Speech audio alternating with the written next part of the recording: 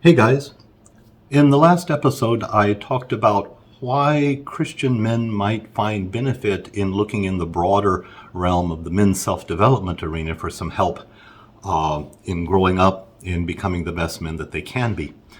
In this episode I'd like to sort of flip the question on its head and ask the question, why should men who are doing good men's work, men who are working on themselves or doing good self-development work, why should they look to Christ and His church for something additional to the work that they're already doing on themselves? And the answer to that, I would say, is that of course, again, full disclosure, I am an Orthodox priest. I am prayed and ordained. I am paid and ordained to bring men to Christ and to bring everyone to Christ and to preach His gospel. So that's my disclaimer here. That's not to say that this is necessarily an evangelization pitch, but there is something that I think is common in everyone's experience that I'd like to speak to, and it's this. My favorite quotation from St. Augustine of Hippo is found in the first paragraph of his famous book, The Confessions. And in the Confessions, he's talking to God, and certainly in the first paragraph, he's talking to God, and he says to God, "You have made us for yourself, and our hearts are restless until they rest in you." And I think what St. Augustine is pointing out here is that there is in every person a fundamental kind of yearning or a longing for something more. That is, it's ultimately a longing for something transcendent. And we've come to experience this or to know this in our heart of hearts when we have gotten what we wanted, when we have run the course and won the prize, or we finished the project, or we've bagged the game, or whatever it is that we've done, and we've reached an accomplishment that's meaningful to us, and we are grateful and we feel fantastic about it, and then it begins to fade a little, and we say, is that all there is? I expected this to be more fulfilling or to be more life-affirming or something. And what we find is that with enough years and enough experience is that everything in this world ultimately disappoints. It's never as good as we want it to be, never as good as we need it to be, and that it always falls short. And so we have this yearning for something more that's more permanent, that's more perfect. And I think everybody has this sense and this feeling. And so ultimately, this need is a hardwired desire in every human heart for God. If you don't want to talk about God, then talk about something transcendent.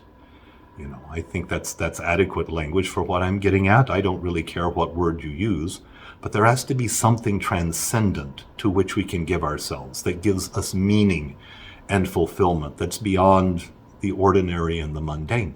And I think everybody has this within us. And so ultimately, any work that we do on ourselves, any self-development work, will carry us pretty far. I mean, I've experienced it in my own life. I know how much better my life is now that I have done the work on myself, and I continue to do the work. But ultimately, even that falls short if I don't have something more transcendent, a reason for why I'm doing the work, a transcendent ground and a transcendent orientation for my whole life, which allows everything else to find its appropriate place, so that I don't overemphasize this aspect or that aspect of my life. I don't place too much hope in what other people can provide for me, or I don't place too much value on material things or material success or fame or position, power, privilege, prestige, anything like that. It all has its appropriate place because my attention is focused elsewhere on something higher. And I think for a lot of people, even if you don't believe in God, there's actually some benefit in acting as if there is a God, or there is something transcendent to which we owe allegiance, to whom we owe gratitude for the things that are well, and a heightened orientation to our life that takes us a little beyond the material, the ordinary, and the mundane. And so, I think this is hardwired into every human heart, and we really can't call ourselves complete or whole if we don't do something with this yearning or this longing that's in us. And I think if we're honest with ourselves, any self-development journey is going to have to take that into account at some point, or the journey ultimately will not be successful, neither will it be satisfying.